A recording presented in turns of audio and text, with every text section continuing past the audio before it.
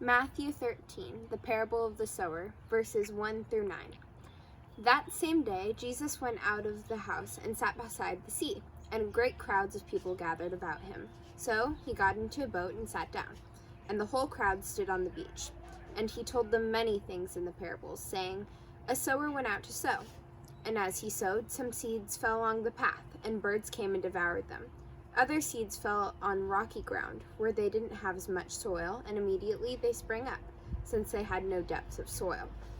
But when the sun had risen, they were scorched, and since they had no root, they withered away. Other seeds fell among thorns, and the thorns grew up and choked them.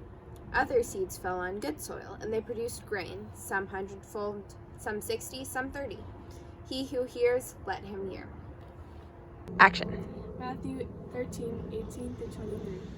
The parable of the sower explained. Hear then the parable of the sower. When anyone hears the word of the kingdom and does not understand it, the evil one comes and snatches away what has been sown in his heart. This is what was sown along the path. As for what was sown on rocky ground, this is one who hears the word and immediately receives it with joy. Yet he has no root in himself, but endures for a while. And when tribulation or persecution arises on account of the word, immediately he falls away. As for what was sown among thorns, this is the one who hears the word, but the cares of the world and the deceitfulness of riches choke the word, and it proves unfruitful. As for what was sown on good soil, this is the one who hears the word and understands it. He indeed bears fruit and yields, in one case 100-fold, in another 60, in another 30. I'm so bored right now. Same, dude. Maddie, tell me a story. Alright, I'm gonna base it off of a Bible story called The Sower and Seed, but give it a little modern twist, if you know what I'm saying. Yeah. Well, once upon a time, there was a school called Victory Christian Academy. This school's sophomore theology class, New Testament, had a test coming up, and their teacher, Miss Byer, had told them it would be very hard, and they needed to study for it. Man, this test is going to be super hard. I have to study really quickly. Yeah, I know. I really want to do well in this. Oh, wait. Daniela just texted me. She said if we wanted to go to the movies. Do you want to go? Sure. We'll be fine. We can study later. This is about to be so easy. I'm ready. Wait, what's that one? That's a really good question for Miss Byer to answer because I don't know it. I don't know this either. It's not no. Well, I'm gonna fail this test really badly. Really badly. No!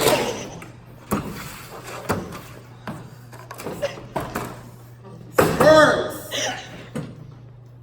Physically and mentally really exhausted. I don't get this.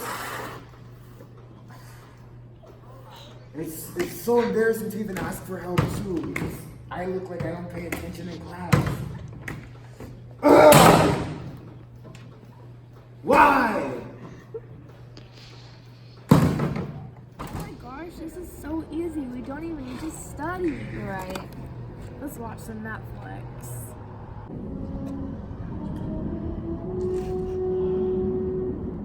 I think we should really study for this New Testament test because I heard it's going to be pretty hard.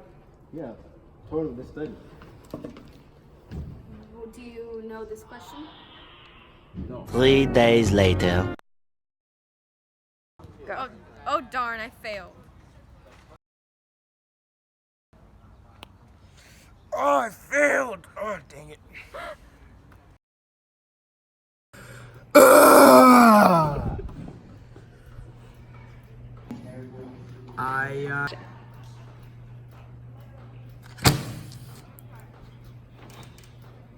Wait, get the glare out. Yeah. I did so bad. Oh my gosh. Action. Aw, man, I got an F on the test. I got an A+. I got an A+. You just Seeds that were sown by the sower.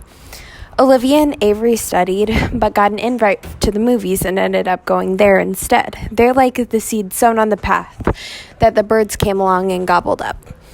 Alex, M, and Janaea gave up after a little bit of studying. They're like the seeds that fell on the rocky ground and sprouted up quickly, but eventually died.